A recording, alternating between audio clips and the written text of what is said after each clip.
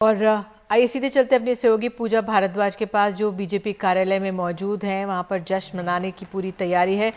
पूजा, आज का दिन भी काफी रोचक रहा है क्योंकि जब पहले खबर आई कि ये जश्न मनाएगी बीजेपी और देवेंद्र फडणवीस हिस्सा नहीं होंगे तो कई सवाल उठे।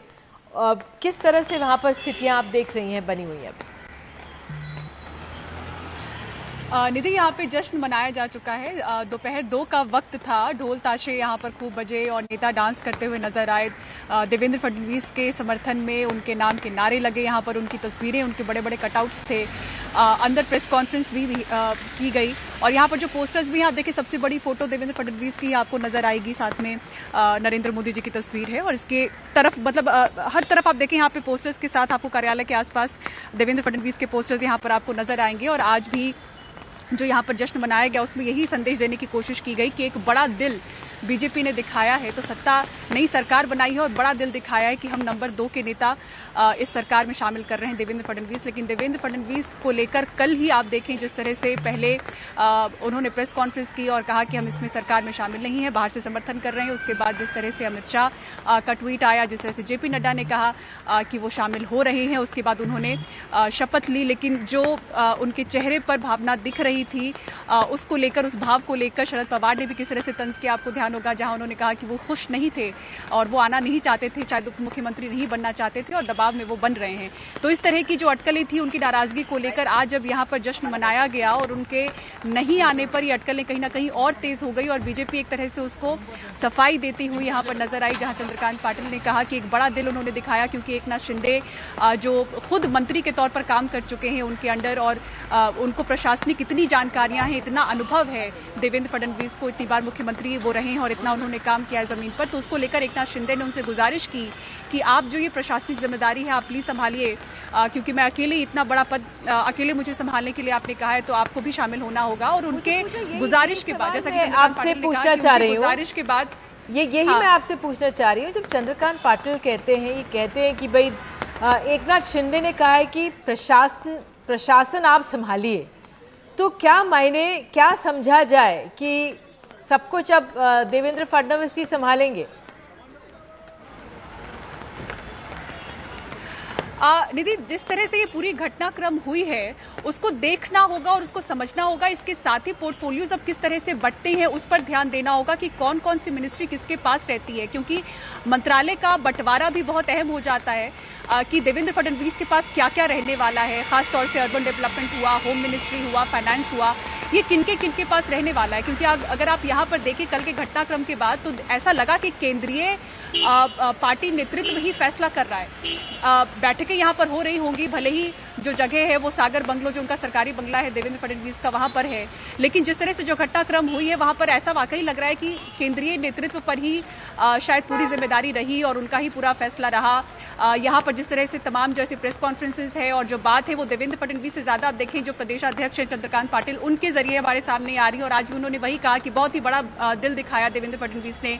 राज ठाकरे का एक पत्र भी उन्होंने लिखा है देवेंद्र फडणवीस को, जहां उन्होंने कहा है कि हम तो सोच रहे थे कि आप मुख्यमंत्री बनकर वापस लौटेंगे, लेकिन आपने पार्टी की बात मानी और व्यक्ति विशेष पर ना ध्यान देते हुए आपने पार्टी को ऊपर रखा, उनकी बात मानी, इसके लिए हम अभिनंदन आपको देते हैं। तो इस तरह से जो तमाम खेमों से बयान आ रहे हैं, यही लग रहा है कि देवेंद्र फडणवीस शायद चाहते थे कि वो बाहर ही रहे, सरकार के नंबर 2 के नेता इसमें नहीं रहे, क्योंकि आप देखें जो मंत्री के तौर पर उनके अंडर काम कर चुके हैं अब उनके बगल में वो होंगे, वो मंत्री के सर पर अब मुख्यमंत्री का ताज होगा। तो ये उनके लिए कितना मुश्किल है वो तो खुद नहीं कह रहे, लेकिन तमाम जो बयान आ रहे हैं और जो उनके चेहरे पर भाव कल दिख रहा था उससे कहीं ना कहीं जाहिर होता है। तो बीजेपी फिलहाल यहाँ पर उनको आगे बढ़ाने के लिए और एक तरह से प्रोत्साहित करने के लिए खूब आज यहाँ पर जश्न के समय उनके नाम की यहाँ पे गूंज सुनाई दी। नासिक में भी बीजेपी का एक जश्न समारोह था, वहां पर भी खूब देवेंद्र फडणवीस को लेकर वहां पे गूंज आई। कल आप देखें शपथ ग्रहण समारोह के दौरान, हालांकि उसकी वजह ये रही कि शिवसेना के एकनाथ शिंदे गुट के जो तमाम नेता हैं वो गोवा में हैं, तो जाहिर सी बात है कि यहाँ पर देवेंद्र फडणवीस के ही समर्थक थे, लेकिन सिर्फ बीजेपी की तरफ से आप देखें गूंज जो है देवेंद्र फडणवीस की होती रही राजभवन के अंदर भी। तो फिलहाल बीजेपी का आप यहाँ पर देखें कि बहुत ही बड़ा दिल हमने दिखाया है, इस तरह से एक सहानुभूति पाने की कोशिश की है, लेकिन जिस नेता को उन्होंने सरकार में शामिल किया, जी, जो दूसरा गुट है वो कब आने वाला है? कल तक 2 दिन बाद कहा जा रहा था।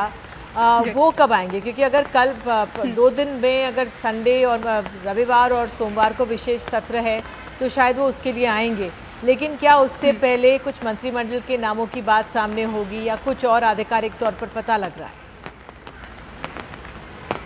देखिए, वो जगह तो चल रही है, वो बैठकें चल रही हैं। एकनाथ शिंदे पहुंच चुके हैं मुंबई और बिल्कुल जो आप बीजेपी कार्यालय देख रही हैं, इसके पास मंत्रालय है। मंत्रालय में वो अपना कुछ आज बहुत ही खास मीटिंग्स करने वाले हैं, तो ये काम चल रहा है। इसके साथ ही साथ जो पोर्टफोलियोज पर बात चल रही थी, जैसा कि बाद में बहुत सारे विधायक एकनाथ शिंदे के गुट में शामिल हुए थे, तो ऐसा कहा भी जा रहा है कि मंत्री पद को लेकर अभी भी बात चल रही है। तो ये काम हो रहा है। साथ ही उनके गुट के जो तमाम विधायक हैं, एकनाथ शिंदे ने गोवा से निकलने से पहले ये मीडिया को कहा कि मेरे जो एमएलएज हैं वो कल आएंगे, यानी कि उनके हिसाब से अगर उनके बयान को हम समझें तो शनिवार को ही उनके जो विधायक गोवा में मौजूद हैं वो यहां पर आ जाएंगे और जो 2 दिन का विशेष सत्र है, यानी कि एकनाथ शिंदे अब मुख्यमंत्री भले ही बने हैं लेकिन उनको विधानसभा में अपना जो बहुमत है वो सिद्ध करना होगा। तो ये भी उनके लिए वैसे लगता नहीं है कि इतना कोई चुनौतीपूर्ण होगा कि जिस तरह से आंकड़े हैं, लेकिन जो उनका शक्ति प्रदर्शन है और जो उनके पास बहुमत है ये उनको साबित करना होगा विधानसभा में औपचारिकता के तौर पर। तो ये हम देखेंगे कि सोमवार को होगा और रविवार को भी ध्यान इस तरह से रहने वाला है, क्योंकि यहां पर जो महाविकास अघाड़ी की तरफ से चुनौती दी गई है कि हमारे उम्मीदवार को अगर जो शिवसेना के लोग टूट कर गए हैं, अगर वो नहीं वोट करते हैं तो हम वो अपनी जो सदस्यता है उसको खोने के लिए तैयार रहें। तो इस तरह की चुनौती भी आप देखें एनसीपी की तरफ से दे दी गई है। जयंत पाटिल का जो बयान सामने आया था, हमारे सहयोगी सुनील जी ने उनसे बात की थी, तो किस तरह से महाविकास अघाड़ी यहां पर तैयार है। स्पीकर के चुनाव के दिन यानी कि रविवार का दिन भी थोड़ा हंगामा भरा हो सकता है, खासतौर से स्पीकर के चुनाव के दौरान। राहुल नार्वेकर जो विधायक है बीजेपी के, आप देखें उन्होंने अपना नामांकन भी दाखिल कर दिया विधानसभा में जाकर, तो वहां पर कुछ मीडिया से उन्होंने बात भी नहीं की। जानकारी आज हमारे पास आई है। महाविकास अघाड़ी का उम्मीदवार कौन होगा इस पर अभी भी सस्पेंस बरकरार है। उन्होंने कहा कि कल 12 बजे से पहले हमें नामांकन दाखिल करना है तो आपको जानकारी मिल जाएगी। तो ये अभी देखते हैं कि आगे कहां तक बात जाती है। वैसे लग नहीं रहा है कि बहुत बड़ी चुनौती होगी अभी शिंदे और देवेंद्र फडणवीस की सरकार के सामने, लेकिन ध्यान अभी फिलहाल रविवार को होगा स्पीकर के चुनाव के दौरान और सोमवार को जब बहुमत साबित करना है एकनाथ शिंदे को विधानसभा में।